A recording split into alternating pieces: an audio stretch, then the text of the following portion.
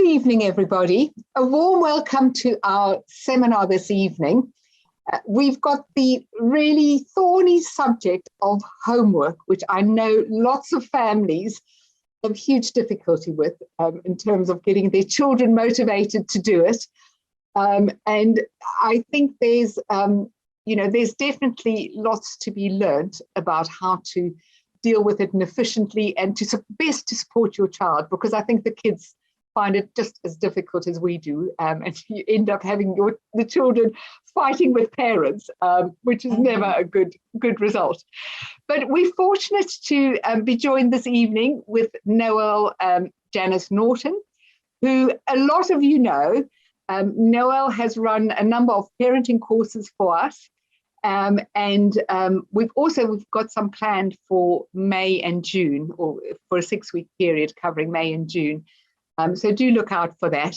But Noël is a really experienced trainer, consultant. She's a former teacher. She's a grandmother. She's an author of numerous books, and really an experienced parenting expert. And she's developed a very special sort of methodology, which I know she will touch on this evening, not just on homework, but also how the general strategy applies. I'm going to hand the floor to Noël, and thanks so much for joining us this evening, Noël. I'm delighted. So I'm Noël Janis-Norton, and very soon you will be seeing the first slide that says how parents can help homework to be more enjoyable and productive. And in case homework at your house is awful, and it's hard for you to believe that it can become more enjoyable and productive, just keep an open mind, because over the years, I've worked with a lot of families that had children and teens with ADHD who believed that it couldn't possibly be enjoyable and productive. But as they practiced the things that I recommended, it happened. It felt like a miracle to them. So I can't guarantee that you're going to have a miracle, but things will get calmer, easier, and happier as you put these strategies into practice. So next slide, please, which is just about me. Some of you already know me very well because you've been on my courses. Some of you have read the homework book, which is this yellow one, Calmer, Easier, Happier Homework. Or maybe you haven't read that one, but you've read some of the other ones. There are 4 books in this Calmer, Easier, Happier series. And if I'm allowed to boast for a moment, 2 of them have been Amazon UK bestsellers. The blue one, Calmer, Easier, Happier Parenting, and the green one, Calmer, Easier, Happier Boys. And if you know, if you know nothing about me at all, then by the end of the evening, you will. So I hope that you enjoy and find useful the things that we're going to talk about today. So the next slide, please. So this statement, your children's education is far too important to leave up to the schools. Some parents, when they read that, it's a sigh of relief and they think, oh, thank goodness, I don't have to just do what the school tells me to do, when obviously as parents, you know your child better than the schools do. However, some parents feel like that's putting an excessive burden on themselves when I say that your child's education is too important to leave up to the schools. I'm not suggesting, unless you happen to want to, that you undertake to educate your children. In particular, in relation to homework, the 2 big problems are that many schools are not giving homework at the right level. And in fact, the schoolwork itself is often not at the right level. And when it comes to motivation, as it says on this slide, too many teachers actually don't know how to motivate pupils, or they do know how, but they just feel like they don't have the time for it because they're delivering the curriculum, which of course is short-sighted, because the more we can motivate our kids, the more they'll engage with the curriculum. But teachers have a really hard time So I'm not blaming teachers at all. Teachers are doing the best they can in a system that has, let me see how I can put this kindly, that has a lot of flaws. So there's a number of things that I want to say. One of them is to talk about for a minute why it's so important that children and teenagers, by the way, whenever I say children, I mean teenagers as well, even if I forget to say it. Why is it so important that they have a good experience of homework? Well, one reason is that they will learn more. Another reason is that they will enjoy learning more. That it's been proven that when children do their homework with motivation, not just rushing through it or dawdling through it, but when they really are thinking about it, they end up enjoying the subject matter. And their whole experience of school improves. And of course, their experience of themselves improves. Their self-esteem, their positive mindset, all of that improves.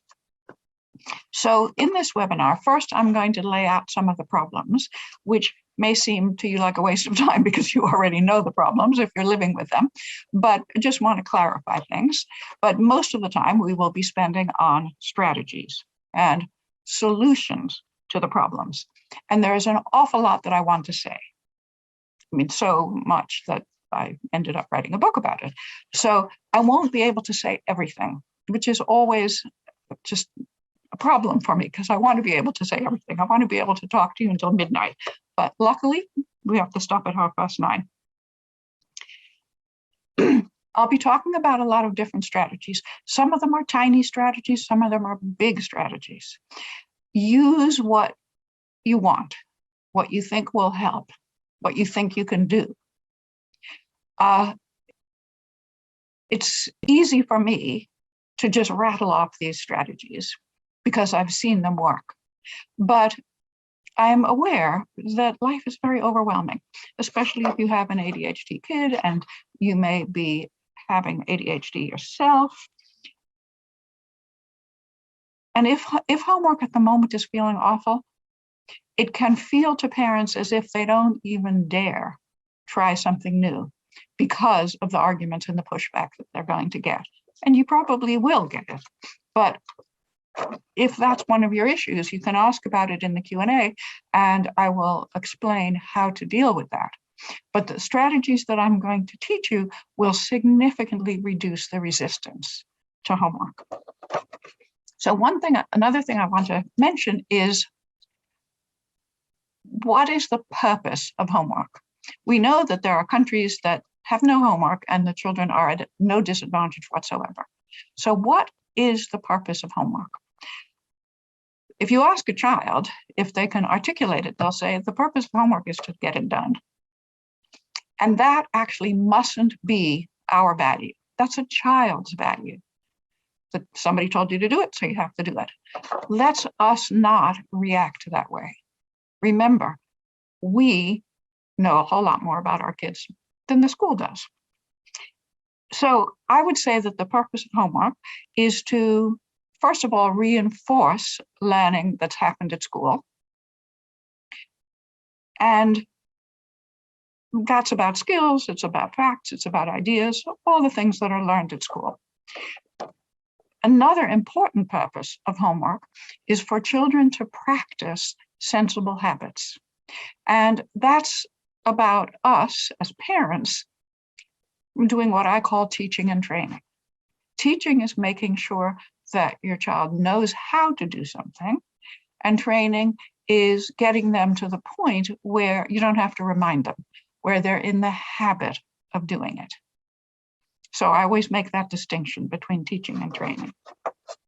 Now, if you happen to have a child who at present is very rebellious or angry or resistant, it's going to be hard to believe that any strategy will work. And similarly, if you have a child who is very discouraged, who has got this learned helplessness, they've got a fixed mindset, it's going to be hard to believe that they'll be cooperative, but it's hard to believe that they'll ever learn to be self-reliant and to be effective problem solvers because at present, they just give up so quickly. So I just want to remind you, keep an open mind because I've seen the transformations many, many times. So let me just give you one tip here, since I've mentioned that many schools don't give work that's at the right level. We know that the work is supposed to be differentiated, and in state schools it's required, in private schools it isn't, but they mostly do it. But it isn't easy for teachers to differentiate. It's not an easy skill. Often teachers haven't been trained in how to do it. They've just been told to do it. And it takes quite a lot of time to effectively differentiate if you've got a number of kids in the class who need that. So a lot of times, even if the work is differentiated, it's not differentiated enough. And it may be too easy, so there's no challenge, or it may be still too hard, or it may be presented in a way that your child can't really access very comfortably. The temptation, the tendency is for parents to have the same mindset that kids have about homework is supposed to be done. I give you permission now to modify the homework that your child comes home with so that it suits the needs of your child, the real needs of your child, and also the needs of the family. And we know that children need a whole lot more than just more homework. They need free time. They need playtime. They need time with their siblings. They need time that's completely unstructured. They need time outdoors. There's so much that they need that isn't about homework. So let's make sure that if they're going to do homework, it's really useful. It's reinforcing learning from school, and it's helping them to practice sensible habits. And if any of the, oh, I know what I wanted to say. Be brave. Remember that you're in charge. You're allowed, even before I gave you permission, you're allowed to change the homework. You can do, I wouldn't ever just do less, because if generally parents want to do less when it's actually hard for the child. So if it's hard, they shouldn't be doing it. Nobody learns from something that's hard. We learn from things that are challenging, which means that they're a little bit out of our comfort zone.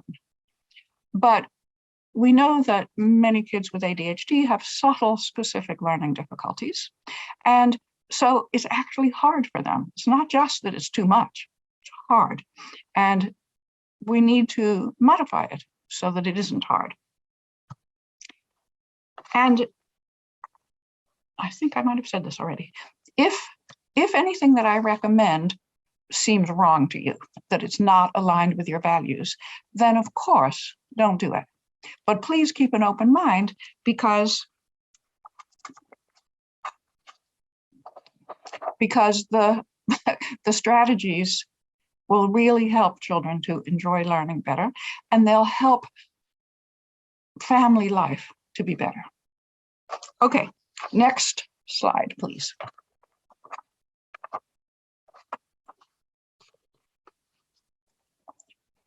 So I mentioned a moment ago that many children and teens with ADHD have subtle specific learning difficulties, and I have a slide coming up that mentions about that.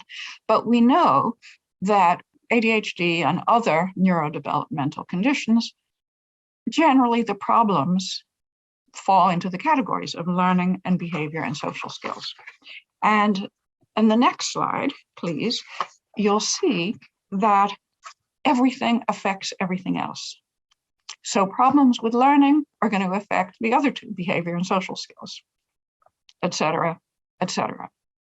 So that's kind of depressing, except that improvements in homework will improve not only the learning, but also behavior and social skills. So that's something to really keep in your mind, that improving homework has numerous benefits. Okay, next slide, please. So these are the things that most parents complain about. That learned helplessness, where the child just gives up before they've even given it a proper go. The distractibility and poor concentration. Rushing through the homework just to get it done. And then, of course, the kids who aren't rushing through it, they're dawdling and arguing about it and complaining and possibly lying and possibly even refusing and having tantrums about it. So those are the four things that go wrong with homework.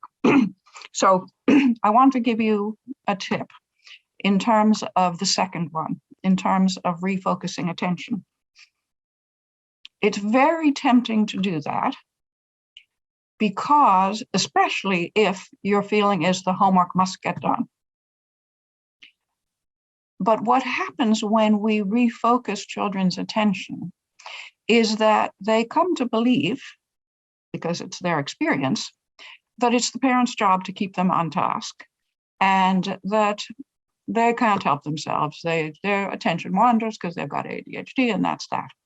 So what I'm going to recommend is that if your child is at that stage, then the likelihood is that you are in the room with them, and that's what I recommend, but not hovering and not paying much attention to what they're doing or not doing.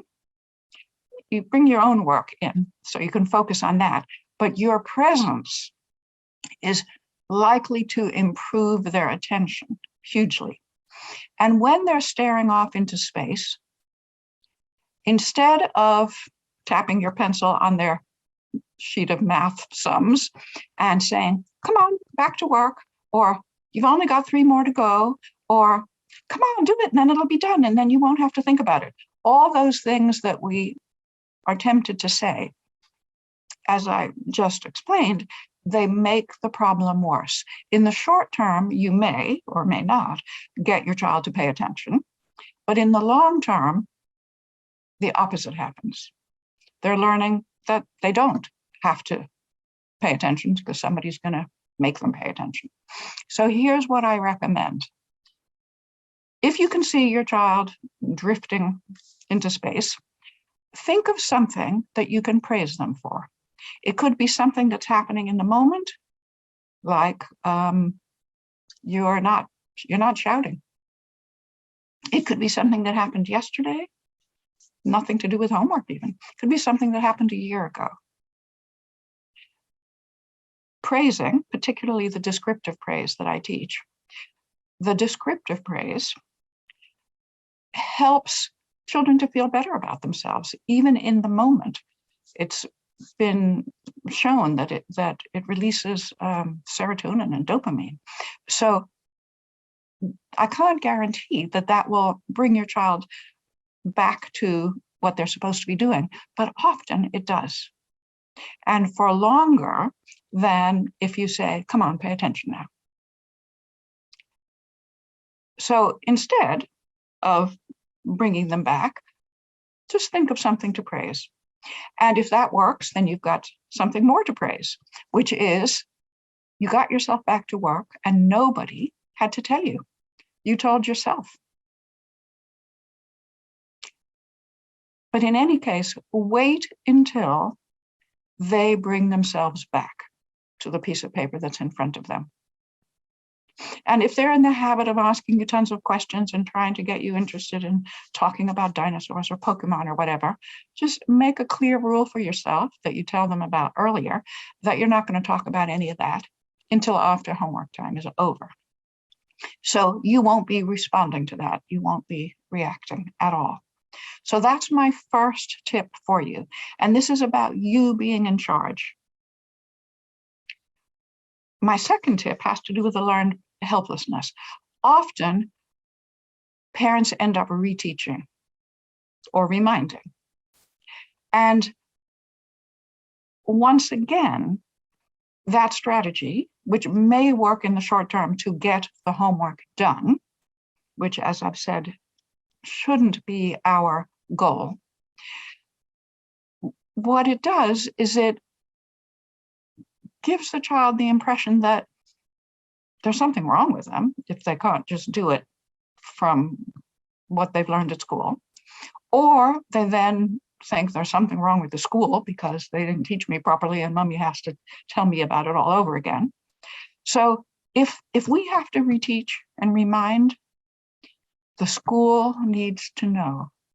They need to know about the learned helplessness, which doesn't necessarily mean that your child can't learn it at school, but it's probably not being presented in a way that they can easily access. So I can always talk more about that if you like, but I thought that was important things to mention. And the rushing through homework, you'll see in a few slides on my recommendation for that. So next slide, please. So I will just gallop through this because it's stuff you know, but I just want to make sure that everybody does know it.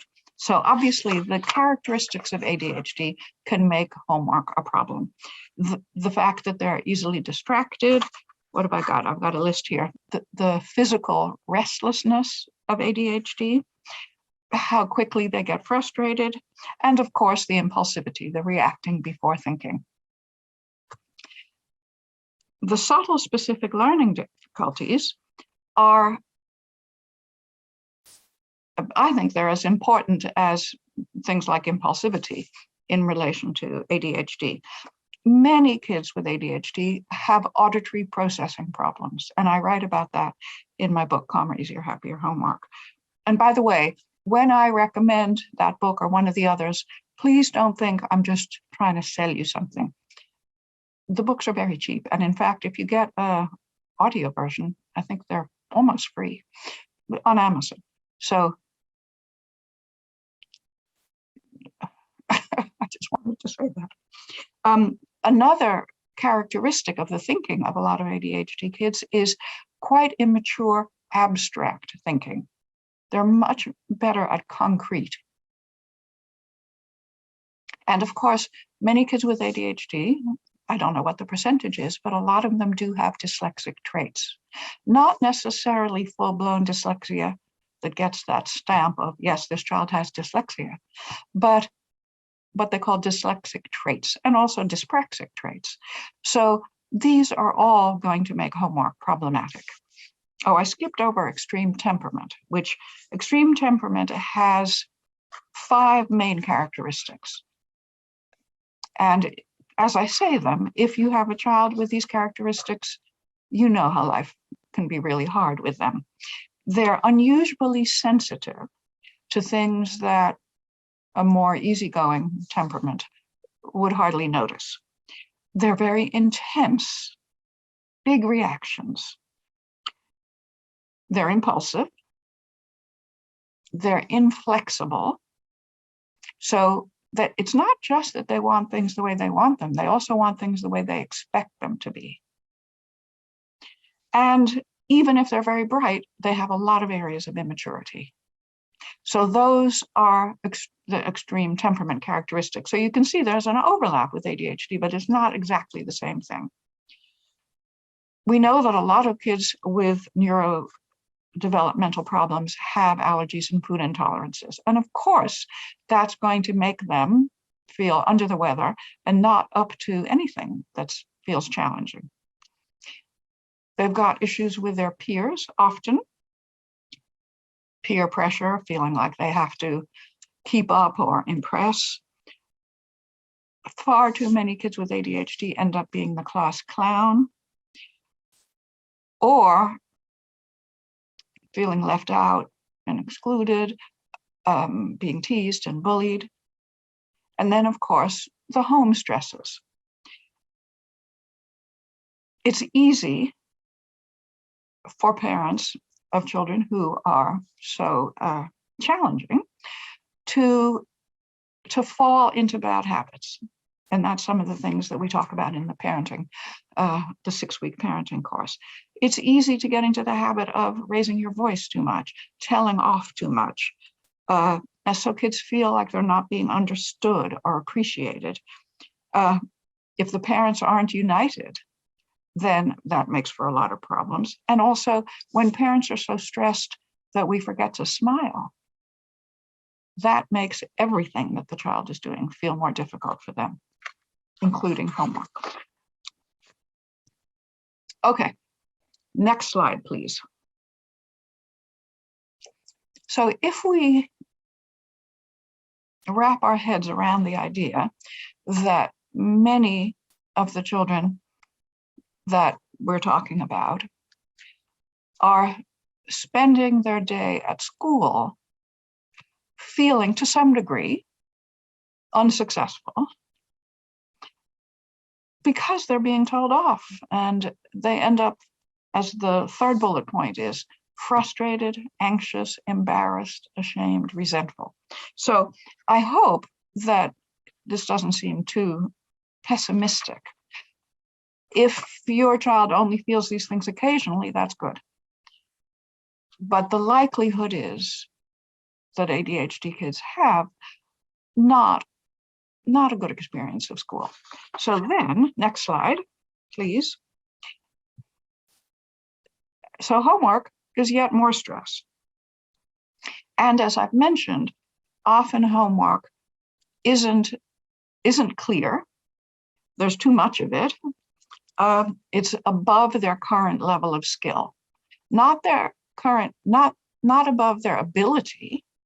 They're capable of learning it, but their current level of skill, specifically in terms of reading comprehension, following instructions, expressing their thoughts in writing, and memorizing. So homework feels horrible to everybody in the whole family, and it doesn't have to be like this. The next slide is the good news, that when we can make homework less stressful, everything gets better, including the child's experience of school, not just family life. And when I say that your children will function better at home and at school, what I'm talking about is what I call the big 5 habits. Cooperation, so they'll be more cooperative, they'll be more confident, they'll be more motivated, they'll be more self-reliant, and they'll be more considerate. So I'll talk a bit more about the big 5 later. Okay, next slide, please. So the strategies, we want them to turn into routines, which means something that everybody accepts, knows, and they're okay about. Don't necessarily love them, the routines, but they can accept them. But often the routines need to start out as rules, because a routine is implicit. Everybody knows it, everybody does it. A rule is often needed to introduce the new plan, because it's often significantly different from what was happening before. And these rules and routines are for the parents as well, as you'll see. And if you're already doing a lot of these strategies, then, and if they're working, then challenge yourself to do more of them. If they don't seem to be working, now today is your chance to ask some questions about that, because I can help you tweak things that don't seem to be working. Okay, next slide, please. So the strategies have 3 parts, and after I talk about each part, there'll be a Q&A bit. Although let's save most of the Q&A for the third one, because that's probably where most of the questions will be. So the first set of strategies, and there are 7 of them, is things that we need to get into the habit of practicing all day long. which will make homework and anything else that kids have to do that they don't want to do, make it so much calmer, easier, and happier. And then number 2 is really important too, that we can prepare for success. We can do certain things before each day's homework that will make the homework more enjoyable and more productive. And I recommend that regardless of how the days that your school sets homework, I recommend that there's some homework time 6 days a week. Now, if you hate that idea, just keep an open mind, because it has been found that when children only have to do homework a few days a week, it tends to keep their resistance going. Whereas if it's 6 days a week, they appreciate the day off, and they much more easily get into the habit of just accepting that there's going to be some homework every day. There are 20 strategies altogether, 7 in number 1, 6 for before, and 7 for what to do during the homework. Okay, next slide, please. You can see that I'm rattling through the early part of this because I want to leave time for talking about the strategies. The first strategy is about parents being united. We know that all children benefit from consistency, and we also know that children with neurodevelopmental issues, it's not just that they benefit from it, they really need it. And there's 2 kinds of consistency. One kind is consistency within each parent over time, so that you handle something the same way on a good day as on a bad day, which I'm not saying is easy, but it's really worth practicing because kids respond so much better. But the other kind of consistency is about the united front, consistency between the parents. So obviously, if you're a single parent, you don't have a united front to worry about. But let me just say what happens when there isn't a united front. You know that expression, divide and conquer. Well, kids learn how to do that. They keep testing. It's easy to assume that testing is just a natural thing that kids do, or just a natural thing that ADHD kids do. But actually, kids test when the response isn't consistent, which is one of the reasons that kids do a whole lot less testing and they behave better at school. It's not the only reason. There's also peer pressure. But there's so much more consistency at school, so kids know what's going to happen if they do something. So they stop testing. We can achieve the same thing at home. But another thing that happens when parents aren't united is that it makes kids feel anxious, which may come out as anger. But it's been shown that it makes them anxious.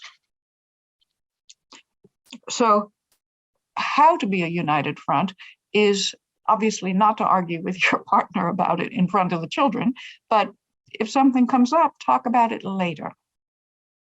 And have the mindset that being united is more important than exactly what decision you both come up with. Because it's easy for parents, especially because opposites attract, it's easy for parents to hold on, each of them to hold on to their position. And as long as you're not united, that's not going to help anybody. So be willing to compromise, not do it the other person's way, because that wouldn't be fair either, but not expect them to do it your way, because that wouldn't be fair either. So that's about united front. And I talk about that in my books. So I'm giving you a brief outline of it now. Being in charge, which is number 2, is about you as the parent being the decider of what happens in your home, rather than getting so overwhelmed and letting your child's impulsivity or their resistance be what rules the day. So it's not always easy to be in charge, but it gets easier and easier because children and teenagers respect a parent who's in charge. So there's a whole lot less testing. Number 3, practice becoming more and more positive, firm, and consistent. The positive part is about smiling, about sounding friendly. And obviously, none of us is perfect. None of us can do this all the time, but we can all do it more than we do. So positive is about smiling, being friendly, not jumping to a negative conclusion. Firm is about sticking to our values. If we think something is right, let's go for it, rather than being so easily swayed or giving in to avoid a tantrum. And consistent is about continuing to get more positive and firm. Now, descriptive praise is something that I didn't invent, so it's quite possible that even if you never heard of me before tonight, that you're familiar with descriptive praise. But even parents who are familiar with it tend not to do it much because it's so quick and easy when we're praising to say something like, good girl, good boy, wonderful, well done, fabulous, terrific, high five, you're a star. All those things that are really superlatives and don't describe. So the reason that descriptive praise is so important is, well, to describe something means to talk about the details of it. I looked that up in the dictionary, and that's what it says. When we talk about the details of what a child has done right or what they haven't done wrong, first of all, they listen. Whereas the good girl, fantastic, fabulous, amazing that they keep hearing, they don't listen to it anymore, partly because they know they're not amazing. They know it's just something that parents say because they love you. So when kids hear exactly what they're doing right or exactly what they didn't do wrong, it gives them useful information and they want to please you. I know there are many days when it may not seem like kids want to please you, but they do. But we need to show, A, that we're pleasable, and B, we need to show them what it is that pleases us, and that's the describing. So one of the things that we have that you can get from our website for free is a complimentary copy of an ebook called Descriptive Praise, the #1 motivator. So and in all of my books, I talk about descriptive praise, but you can get it for free as well. And #5, reflective listening, is about a way of responding when our children are upset. Because generally, when kids are upset, especially if the upset is accompanied by misbehavior, it's a drag, it's a pain. We're not really wanting to pay attention to it, especially because they're going to be upset about childish things, and we know that they shouldn't even be thinking that way. So it's very tempting to lecture our kids. And then it's not surprising that they don't feel heard and don't feel understood. So reflective listening is a way of responding when children are upset. And I'll just tell you in a few minutes what it is, but there's so much more to it, of course. And we actually have an audiobook that you can get from our website. Not a free one, I'm afraid, but it's not very expensive. That's just about reflective listening. Reflective listening is about, instead of trying to set your child straight, imagine what they're feeling, and then reflect. That's why it's called reflective listening. Reflect that back to them in words. So if your child comes home and says, everybody hates me, what you feel like saying is, don't be ridiculous. Look how many people came to your party. But that's just going to make the child feel that you're not listening and not understanding. So if you imagine what your child is feeling, below the level of the thing he said that isn't even true. What's the feeling behind it? And you could say something, depending on what you think it might be, you could say something like, maybe when you tell jokes, your friends don't laugh. Maybe that's what's upsetting you. If you have a kid that you know has a tendency to bang on about something and think it's funny and other kids don't respond well, that sort of thing. So I could say more about reflective listening, but I won't. These 5, and then the others on the next page, these daily strategies are not directly related to homework, but they will make homework so much easier because they help your child to improve the big 5. The children and teens become more cooperative, more confident, more motivated, more self-reliant, and more considerate. So the things that you can descriptively praise, that's right, I wanted to mention that. It's tempting, of course, to take for granted things that our children do that are right. But what I want to say is, if they're not in the habit of doing those good things, and you see improvements, that's really worth descriptively praising, even if it's not yet up to the standard that you think they should do for their age. So minor improvements, the absence of the negative. So for example, when children don't interrupt us when we're on the phone, we don't usually think to say anything about it. But descriptively praising a child for not interrupting is much more effective than being annoyed with them when they are interrupting. And many habits that are useful for homework are useful for the rest of the day. So attention to detail and being organized, following instructions, courage and perseverance. Those are things that you can capture with your descriptive praise. And it starts to help your child redefine themselves as somebody who is, for example, brave, or somebody who does keep going even if they're not sure how to do something. So it will affect homework, but it isn't just about homework. And on the next page, please, the next slide, number 6 is special time. And special time is a bit of a misnomer because it's not special in the sense of a special treat. What special time is one parent with one child doing something that you both enjoy, that's not in front of a screen, that doesn't cost money, and it's not about a food treat.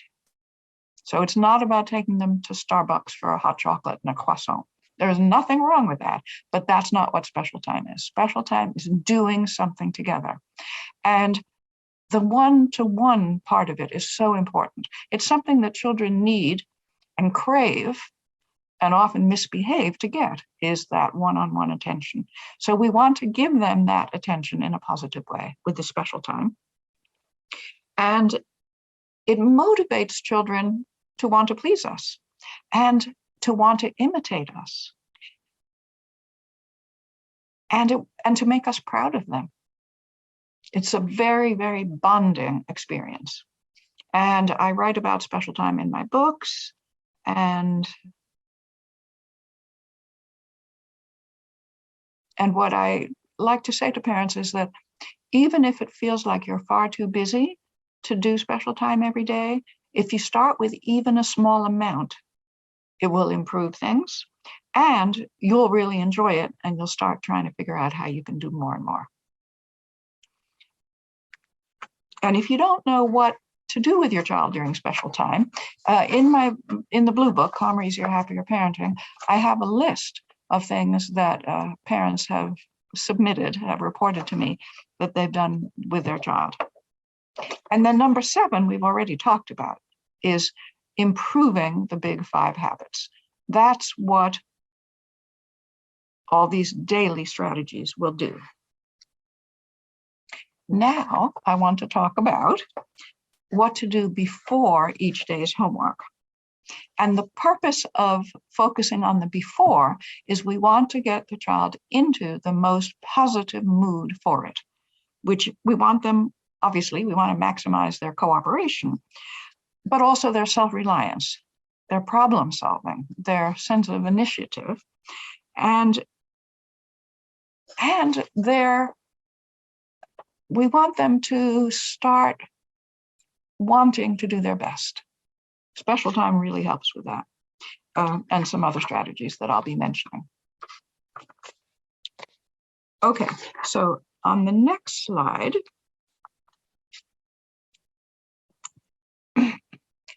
before each day's homework, it is really important to connect with our kids, because otherwise they're wanting that connection and they will do a lot of things that you don't want them to do in order to get you to pay attention to them. Special time is a great way to connect. Sitting with them while they're having their healthy, high quality snack, that's number 10. That is a lovely way to connect. One thing that really turns off connection is asking kids, how was school? Because if somebody asked you, how was work? You wouldn't have a one word or even a one sentence answer, because there's good bits and there's bad bits, and there's puzzling bits and there's frustrating bits, and there's exhilarating bits and there's satisfying bits. It's just too complicated. So we want to know how school was, but asking them rarely gets you any useful information. What does help is to say nothing about school, and most children will, sometime in the next 24 hours or so, as they themselves have internally processed it, they'll start coming out with things. So you'll actually learn a whole lot more about how school was by not asking. Before homework, there needs to be an active break, a running around break, not in front of a screen. And parents often have said to me, but he's tense from school, he's stressed, he's wound up, he needs to relax. And not surprising that your child's favorite way to relax may be in front of a screen, because we know that screen has a sedative effect, but that is definitely not going to help with the homework. We want their minds to be alert, not sedated. So it's got to be an active break. The screen, if they're going to have screen, and if you know me, you know that I recommend Monday through Thursday, no leisure screen time, because there's just too many important things happening in the afternoon and the evening. After school activities, homework, family time, meals that aren't rushed through, special time. If they're going to have screen though that day, after the homework is completed. High quality snack is really important. And if your kids are used to biscuits and sweets and crisps, make sure that they're the healthiest kind, with whole grains and not refined sugars.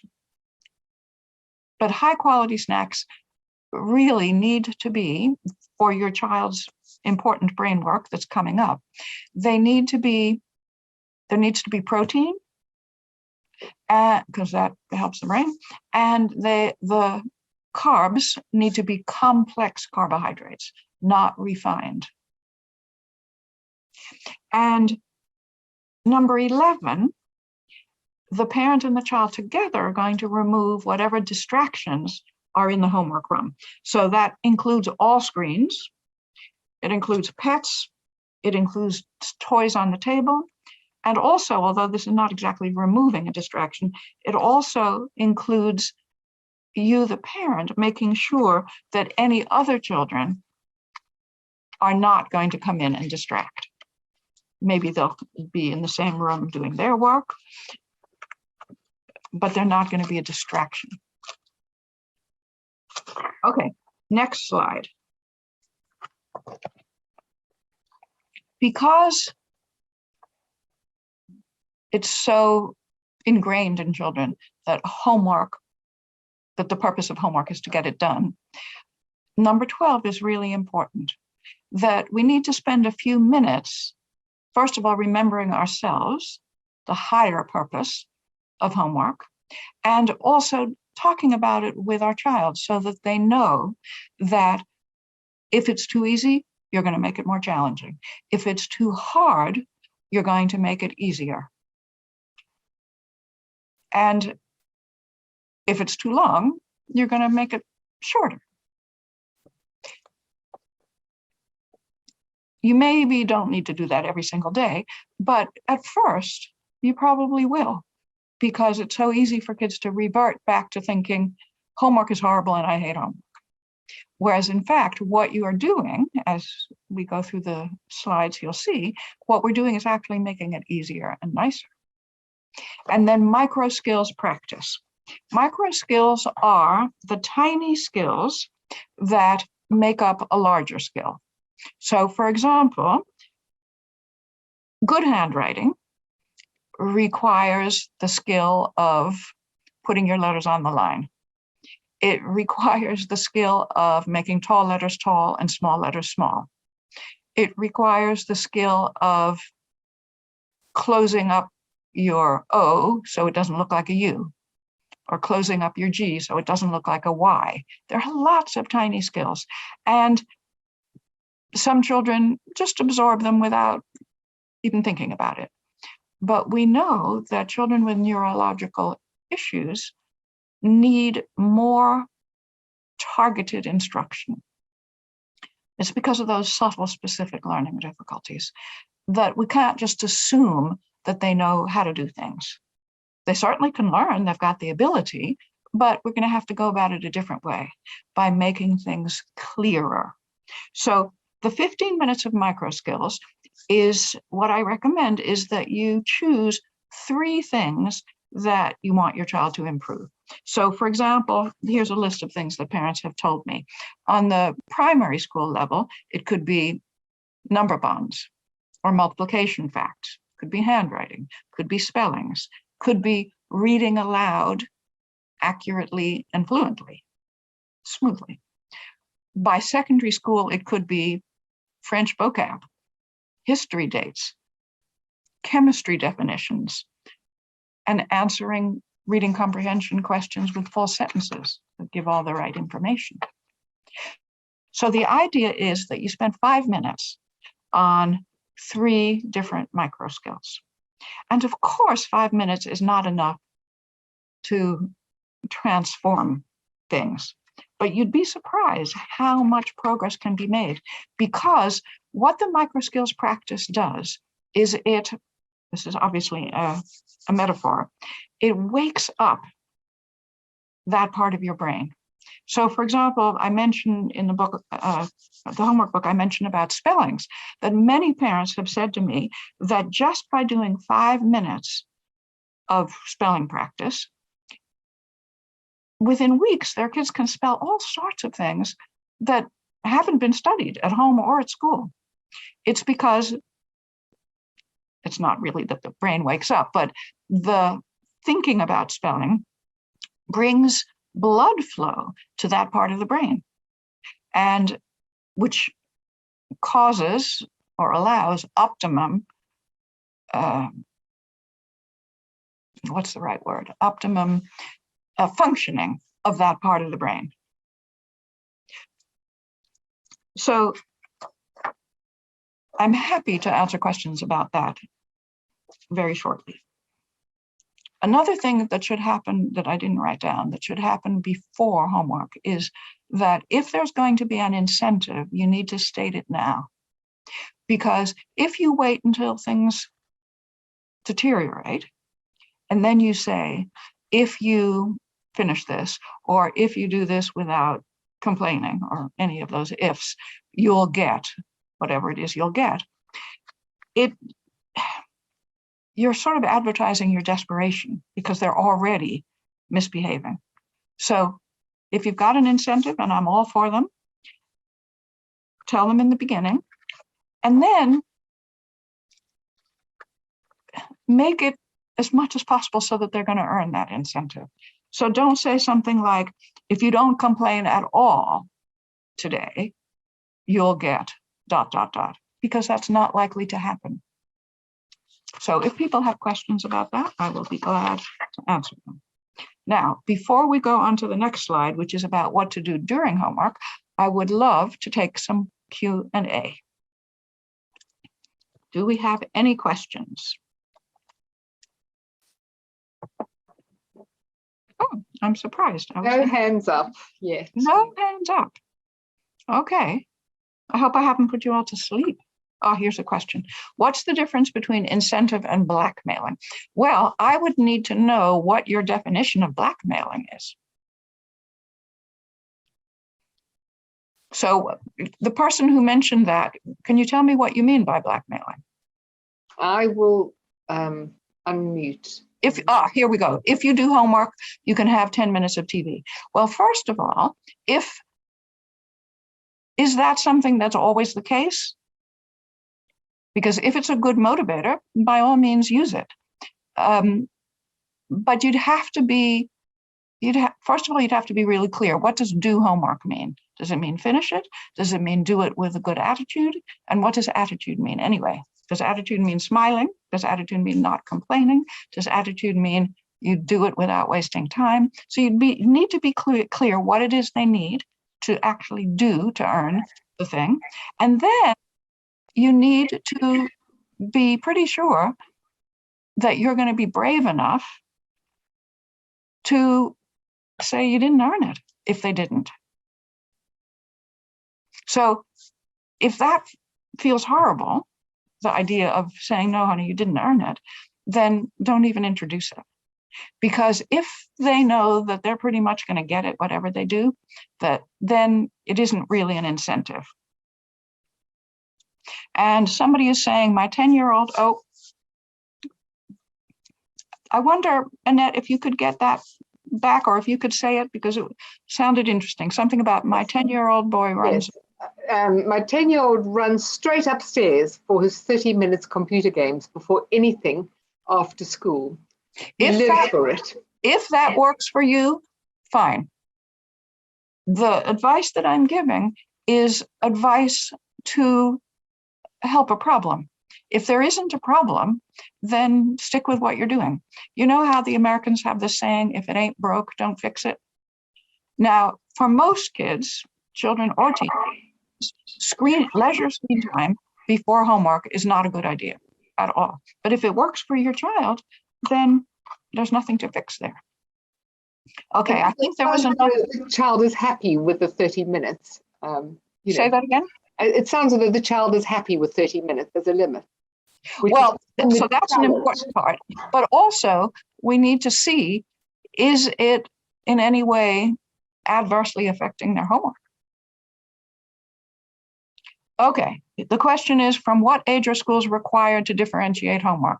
From reception, I'm sure.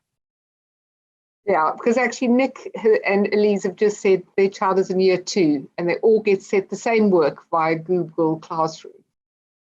I think it's really worth going in to the school to talk about it. And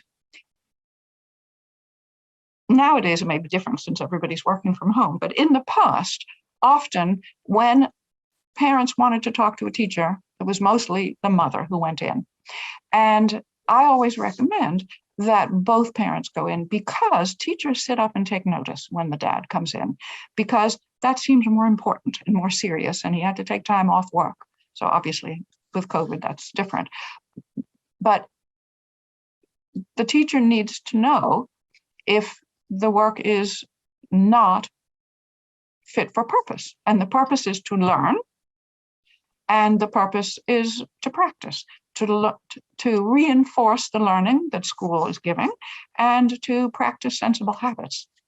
If that's not happening, then of course differentiation is needed, and it's legally required. Okay, here somebody says, my 6-year-old, when he's sitting to do his homework, puts his head on the table as a pillow. And that's not going to bring out the best in his brain, or in his attention to detail, or in his willingness to really challenge himself. A lot of ADHD kids do a lot of this. Can you see? Just sort of Yes, you will get a copy of the slides. They're sort of holding their head up with their hands. And that's sometimes because they've got poor posture and they're sort of leaning forward, so it makes their head effectively very heavy. It's also because often they haven't had enough running around time in between school and home. So it's just, I understand he puts his head on the table, but I'm just saying that's an extreme of something that many kids do, which is of propping themselves up. If your child is willing to sit up straight, then no problem. If they're not willing, then what's needed is to train them. You don't need to teach them because they know how to sit up straight, but to train them, to get them into the habit of sitting up straight. And if it's only homework that they put their head on the table, then you know that it's something about homework or something about driving you mad, which, as we know, can be a delightful challenge for some kids. So it's only for homework. So I would ask questions about, is the homework too long? Is the homework too difficult? Is the homework happening after they've had a snack that isn't high quality? Things like that. And when a child says they're tired, that doesn't mean what we mean when they're tired. Often they feel tired, but physically tired, when they're not motivated. Actually, a lot of adults can relate to that too. But children, whether they're ADHD or not, have a physical reaction to a lot of things. So if something feels stressful, they may well be tired, or they might get hyper, but one or the other, lethargic or hyper. So all that means is that by putting into practice the strategies that we're talking about, you will be making homework more enjoyable and more productive. But start by requiring him to sit up straight, because even if he's tired, he can sit up straight. He might need that running around time first, though. Okay, any other questions? You do require him to sit up straight? Okay, so in that case, it's not a problem because he is sitting up straight. So I'm confused. So the person who mentioned about the head on the table. Yeah, I'm going to allow her to talk. Okay, so great. Ariana, you need to just unmute. Hello.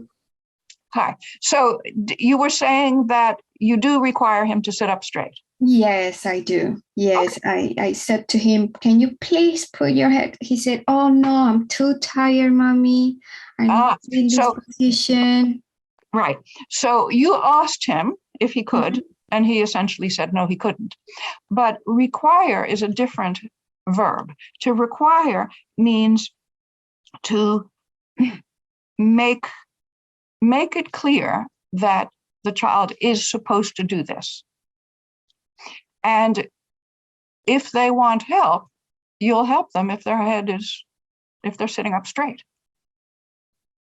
So it's not about pleading with them and saying, can you please do this? Because then they're in charge. I tend sometimes to do that when I'm desperate, like please sit down well. I told you what to do. Well, it might be that it's not just homework that he doesn't do what he's supposed to do. It might be that that's a habit that he has of not being cooperative many times throughout the day, in which case it's not just a homework issue. And you might be interested in the parenting course that I'm going to be doing, the 6-week course that I'll be doing in a couple of months, because a lot of that is about how to get kids to be cooperative, to do what we ask them to do. Thank you. Are there any other questions about the first two bits, the strategies you can do all day and the strategies to do before homework? I think Ravi made a comment and just said the no screen can be difficult because a lot of the homework has to be done on computer. Yes, and if you have a child who you can't leave them alone with their screen homework because they'll instantly switch to YouTube or whatever they want to watch, then for the time being, you need to be there. Is that the problem? Is the problem that they'll start off with the screen homework and then magically it turns into something that they want to watch? Is that what happens? Ravi, I've turned on your, you need to just unmute yourself and perhaps you can just answer. Okay, Ravi? Okay. Hello. Yes. So as soon as you turn your back, then they're doing something other than homework and watching something. And let me ask you, is this the only thing that he doesn't cooperate throughout the day, or is it sort of a habit of his to try and get away with things? I think it's mainly just doing the homework side of things. So the rest of the time, he's mostly cooperative. Generally, yeah. Okay, so what that tells us is that something isn't going right with the homework, because he doesn't have to love the homework in order to concentrate on it, but he has to be feeling successful and engaged. And one of the things, or several of the things that will help, are the things to do throughout the day and the things to do before each day's homework, because that's what we're up to. And shortly, we'll talk about the third thing, which is what to do during the homework. But what I would recommend, and you'll soon be getting the slides, is check that you and your partner, if you have one, are practicing these strategies. And somebody is saying that one of the ways to remove this problem of a homework screen suddenly turning into something else is to print out a lot of what they're supposed to be doing on screen. Yeah, a lot of parents have found that to be very useful.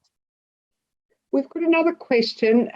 Darren has actually said his 12-year-old insists on doing their homework in their room, and they don't any involvement from parents, even though the teachers are encouraging the parents to get involved. Well, what do you recommend? Well, first of all, I recommend that we look at that word insist. What does it mean when a child insists? Does it mean they're complaining? Does it mean that they're having a tantrum? What does it actually mean in your family if a child insists? So whoever that person is, if you could unmute yourself so that I could find out. Okay, Darren, you've got ability to speak. You just need to unmute yourself. Hi, can you hear me? I can, yes. Hi. Yes, she's just quite stubborn about. But what does the stubbornness? How does it manifest? Well, we say, well, can you come and do it on the kitchen table so we can be here to help you? No, I want to do it in my room. So can you see that once again, just like the previous lady, you're asking, you're not requiring, you're not making a rule, you're just asking if she'll do it. Whereas if you know, and it's up to you to decide, but if you know that it's not good for her to do her homework on her own in her room because she'll just do it at the old level without any improvements, then it's not about asking, it's about making a rule. Right, okay. And if you're wondering, how do you get rules to stick? One of the ways is to descriptively praise whenever children do what they're told. That seems like a very pat answer. And of course, it's not the whole story, but it really, really helps. When children get positive feedback from doing what they're told, they do a whole lot more of what they're told. And with some kids, it happens quite quickly, within a couple of days. With other kids, you have to wait a few weeks before they get the arguing out of their system. So there's more that I can say, which is obviously why I wrote a book about it. But this isn't, it isn't just about homework. It's about us being in charge as the parents and of not giving kids options for things that we don't think they yet have the maturity to make good decisions about. Okay, thanks. Okay, there may be some other questions, but I would like to get on to the next thing, which is slide 17, please, which is during each day's homework. Some kids, no, I want the slide before 17, please. Yeah, no, not number 17, but slide 17. So the previous one. Sorry, Nope. I'm going the wrong way. Sorry. I frequently go the wrong way. So, Next slide. there we are. Very good. Okay. So if you know how long homework is supposed to take in your child's year, good. If you don't know, find out, because schools have guidelines. And do not let your child spend less time on their homework or more time on their homework. Because if you're willing to keep sitting there with your child until the homework is done, after an hour and a half, then it has become your job, your responsibility to get them to do their homework or to think or to write. Whereas when kids know that the amount of time is finite, then they'll learn. They'll either pay attention and do it, or they won't do it. And there are likely to be some consequences at school, which you mustn't shield them from. Because what happens is that they start to see, oh yeah, this is my homework. I'm supposed to do it within this amount of time. The next one is start homework early.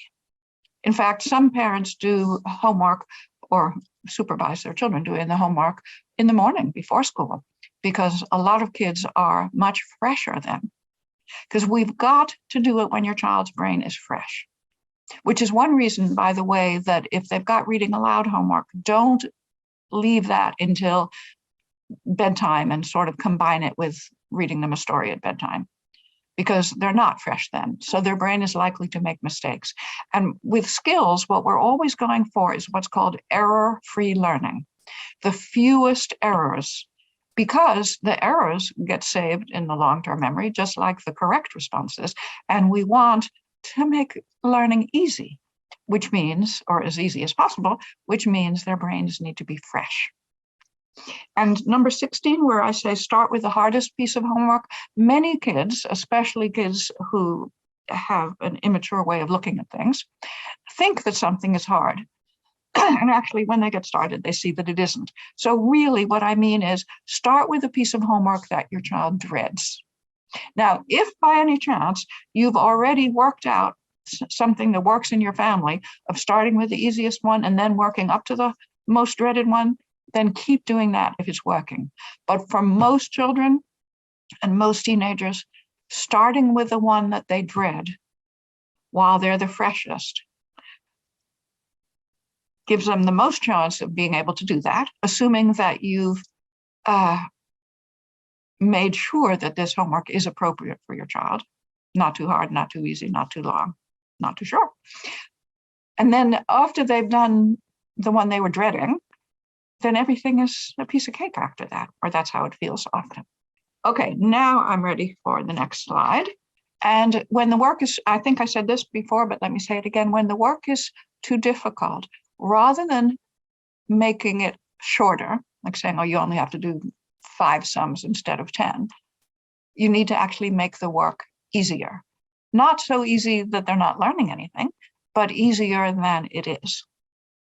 And sometimes it just feels to the child like it's difficult because of that learned helplessness, but also because if they're tired, we all know if you're tired, things feel harder. And they're more likely to be tired if they haven't had an active break between school and homework.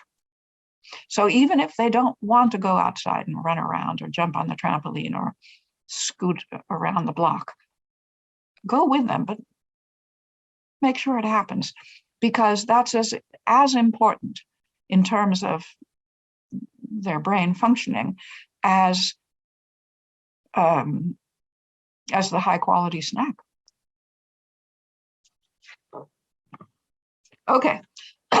Now, do you see for number 18? This is a really important one, so I plan to spend as much time as necessary on it. Every single piece of homework that your child has to do, even the really, really easy stuff, I want you to divide it into 3 stages.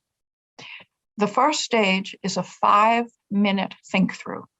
Now, think-throughs, for those of you who know what they are, think-throughs are usually 1 minute, but because homework usually has quite a few different skills that are being required of a child, 5 minutes is necessary.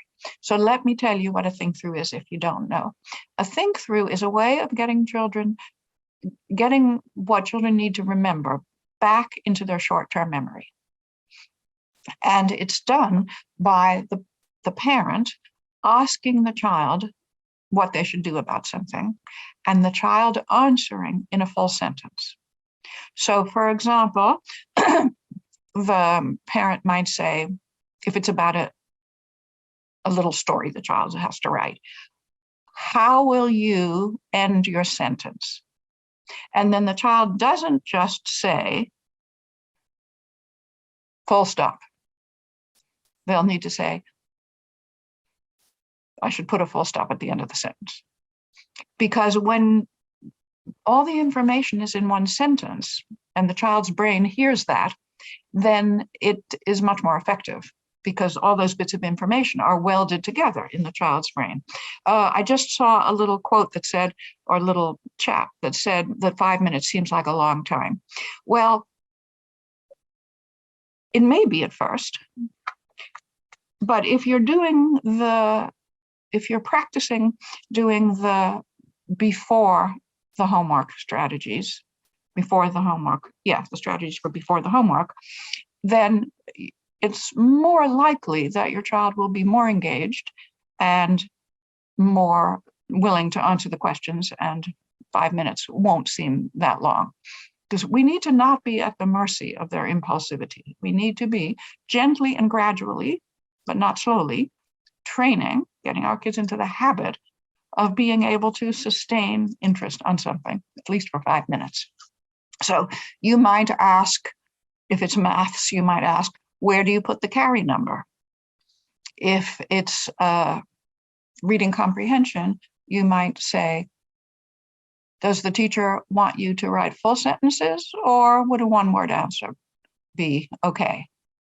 So you're asking questions that will clarify, not just for you, but for your child, exactly what it is they're supposed to do. And these 5 minutes have what many parents feel is sort of a magical effect on homework, because stage 2 is your child actually does the homework, which is usually some form of writing, isn't it? And they do it with no help. So they're not anxious because they know what they're supposed to do. And if you think that there's something that they're going to want help with in stage 2, make sure to ask some think-through questions about that in stage 1. So if you think that in stage 2, your child is going to say, well, how do you spell adventure? Then in stage 1, one of your questions would be, if you don't know how to spell a word, what should you do? And if they say, well, I'll ask you, you say, nope, for now, that's not an option. Because as much as possible, what we want is for children to use their brains. And if they use their brain and they spell adventure or whatever the word is incorrectly, they're still learning about spelling. They're thinking, okay, is it AD? Is it UD, adventure? They're thinking about it, even if they end up making a mistake. Whereas if we just tell them, generally it won't go into their long-term memory.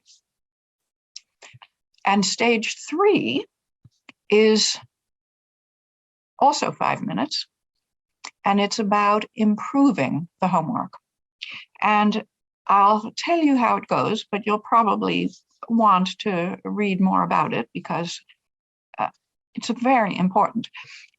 Start by descriptively praising 3 things about the homework that's been completed. So let's say the handwriting is diabolical. You could still say, in this word, all your letters are on the line. If it's maths, you could say, 6 of your sums are correct. So we're not going for perfection. We're going for something that you can descriptively praise. And then your child has to think of 3 things to descriptively praise. And the time will come quite soon when they'll be eager to do that. They'll be wanting to do that even before you. So that would be great. And talk a lot about what they did right. Children learn more from talking about and listening about what they did right than when we talk about their mistakes. So you each will say 3 good things about the homework, and you'll be very specific, and you'll teach your child how to be specific. So he doesn't just say something like, oh yeah, it's okay, but something like, well, I wrote more than last week's essay, that sort of thing.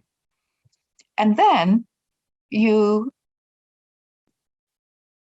focus on just 2 mistakes, even though you could probably find 200, just 2 things that you're going to be wanting the child to correct, but they don't correct it right away. They just sit with it so that they're actually learning about it. So you could say something like, since Christmas is the name of a holiday, it's going to need a capital. And your child may want to immediately either rub out their little c or not even rub it out and scrawl a big C over it. But don't let them. And if necessary, you commandeer all the pencils, both during the think through stage and the improving stage. So you mentioned 2 things that could be improved. And if they're writing in pen, don't bother saying anything about handwriting. But I think most children, until their handwriting is really, really good, they should be writing in pencil. And then they say 2 things that they can see should be improved. And then they improve those 4 things. And that's it. And then homework is over. So stage 3 is part of the homework. And what it does is it fosters what's called a growth mindset.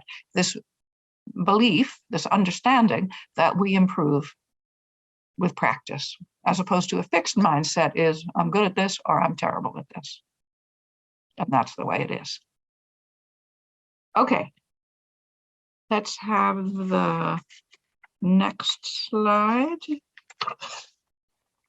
And I mentioned 6 days a week. What I mean by home learning is that parents need to not be afraid to teach children whatever it is that they want to teach their kids, which could be all sorts of interesting things. A dad was recently telling me that he's fascinated by stamp collecting. So he teaches his kids about stamp collecting, and they've learned so much about geography and different kinds of scripts. And it's home learning. It's not school learning, it's home learning. Revision of school learning, micro skills practice, and unless your kid is an avid reader, family reading time is really good. Even if it's only 10 minutes, what I recommend is do it right after a meal. Well, actually, I recommend right after a meal. Everybody tidies up for a while, for maybe 10 minutes, 15 minutes, so that it's not left to the parents to be the servants. But then after that, then you have a family reading time. And just the fact of doing that has been shown to help children on the road to becoming readers. Okay, let's have the next slide, which is there will be days when no homework has been set, and there will be days when the homework that's set didn't take the full amount of time that fits with the school's guidelines. So instead of thinking, oh, goody, no homework, or oh, goody, less homework, instead, keep to that same amount of time, but just fill it with the micro skills practice, working ahead, because by the time you get to secondary school, so much of the work is working ahead, and working on long-term projects, because left to their own devices, most children and adolescents will underestimate how long it takes to do a long-term project and underestimate how many bits there are to it. So they need the parents not asking, but the parents are requiring that they do a bit on it each week. Okay, and we've got one more slide, which is, and this is particularly useful for secondary school, training the school success skills. What I've written there actually is teaching, but it needs to be teaching so they know how, but also training them in the habit of these 5 things, which are not easy. It is not easy, for example, to take notes when a teacher is talking. It might be easy for us because we've been doing the equivalent of that for decades, but it is not easy for kids, even kids who don't have a neurological issue. Making notes from a book or PowerPoint presentation, generally kids write reams. So it's not useful as an aide-memoire. They need to be taught how to make notes. So there are some families where the parents are having such a horrible time with homework that they would prefer, for example, if such a thing exists in their school, to send their child to an after-school homework club. If that is working for you, or if you want to experiment to see if it will work for you, fine. But usually it's not great because it's usually not supervised. So kids are, if they're allowed their phones, they're on their phones. If they're not allowed their phones, then they're chatting with their neighbor. And the homework that they actually do is usually less than they would do at home, and the standard is usually less. If that's not the case for you, and after school club for homework is working, then of course, stick with it. The other thing, particularly in secondary school, that may work if your child is motivated, is when they have a free period. So, for example, let's say they're exempt from doing a foreign language, as many kids with dyslexia are, if their parents make a big enough deal of it. Then they'll have some free periods, so they could go to the library and do their homework. And if you can count on it going well, then of course it's a great idea. But what it highlights for me is that parents being involved in homework enables the homework to be much more useful, much more productive, much more enjoyable, and there's so much more learning that takes place. If children just go up to their room and do their homework without without any involvement from the parent, essentially what they're doing is they're practicing their current level, which includes practicing their mistakes. Whereas what we want is for homework to be about improving. It's not just about stuff that was set that they're just supposed to do. The purpose of it is to improve, right? To reinforce the learning and to practice the sensible habits. Okay, let me see. I know that we're a bit over time, but I'm happy to keep going until midnight, as I said, for any questions. So somebody is saying that this seems like, didn't see the end of it, but probably seems overwhelming. Remember in the beginning, I said, just choose to do what you feel like you can do. Because so many parents have said to me, when they've read the Calmer, Easier, Happier homework, they've said, Noël, there is no way that we could do this in our family. And then they list all the reasons. And I say, that's okay, start with the easiest things. And always what happens is, the more you do, the easier things get, and then you can do more. So don't feel like you have to do everything. Just start with what you can. I was actually unmuted, Noel. So sorry. Noel, sorry. I'm terribly sorry. Go ahead. So what I actually said was, as an adult with ADHD, it's just like, it just seems like a huge extra burden to have to do 6 days a week, all that stuff, the 15 minutes prep time and all that. It just, all I see is just like, oh my gosh, no, please, no. So What's the context for that? Yeah, so don't do the things that feel like you can't do them. Don't. And it may be that in time, it starts to feel easier for you. That's often the case. But if it doesn't, just stick with the things that you do want to undertake. What I've laid out here is an optimum, and I've also started with the assumption, because it's so often the case, that homework is difficult in your family.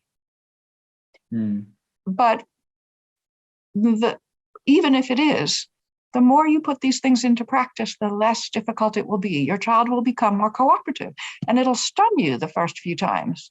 You'll be thinking, really? He just said, okay, he's just sitting down. He's just opening his book. He's just picking up his pencil. He's just writing. Really? You'll be amazed. And whether it happens in a day or a week or a month, it has to do with how consistent you can be, how you can remember to smile, the descriptive praise, all of those things. But don't even think that you have to do something that feels like you can't do it. Because just as with kids, we shouldn't give them stuff to do that's too hard. It's not about can't, I think, for me. It's more about just the context for it. I think something you said, which has really made sense to me, is that we need to shift the context, because we kind of do have it as we have to get this done. And my wife just said to me, I hate homework from school. Like she's traumatized by homework is the way she put it. She's not dramatic at all. But but yeah, like, so that's, I guess we've got to shift that. I want you to ditch that mindset. Homework is not to get done.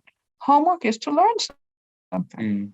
Learn two kinds of things: to reinforce whatever they're learning at school and to practice and improve sensible habits. Thanks. On the subject of learning, I'm an IT trainer.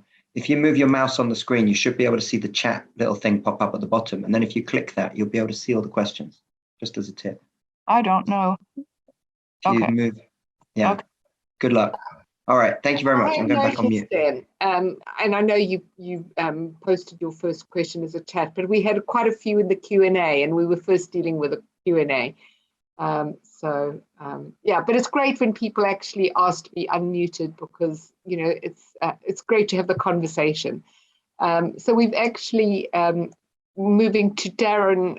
In fact, I don't know what Darren's name is, but I assume it's her partner's computer. But sorry, yes, it's Katie, Darren's wife. Katie. He's not here at the moment. I'm just using the computer. Sorry, I just wanted to ask a question about parents' involvement in homework versus them being in the room but not talking. I'm just a bit confused as to if we could get our child onto the kitchen table doing her homework. How her argument is, the problem is whenever you get involved, it ends in an argument, because we do get very frustrated with her. And probably you're getting frustrated because something about the homework is too hard, or the preparation for it hasn't happened, like the active break and a high quality snack and the connection.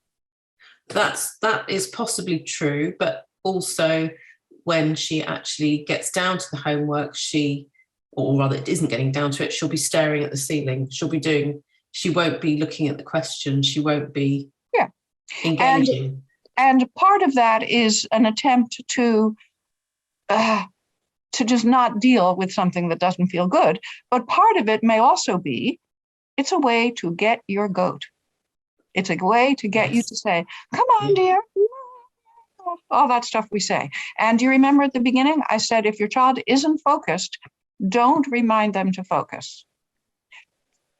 think of something you could praise, because that often gets their attention and refocuses them. But if it doesn't, just wait.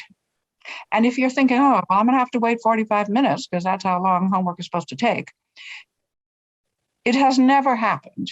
Although many parents have worried that it's going to happen, it has never happened that your child or the child or teenager just stares into space for the whole time. So my question would be, how are we helping the quality of the homework to improve if we're just being a presence in the room?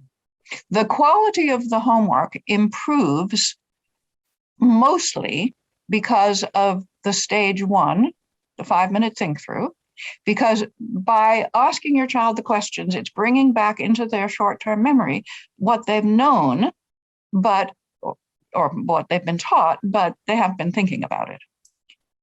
And then the 3rd stage, the improving stage, helps, but especially by focusing on what they've done right, that helps to improve it.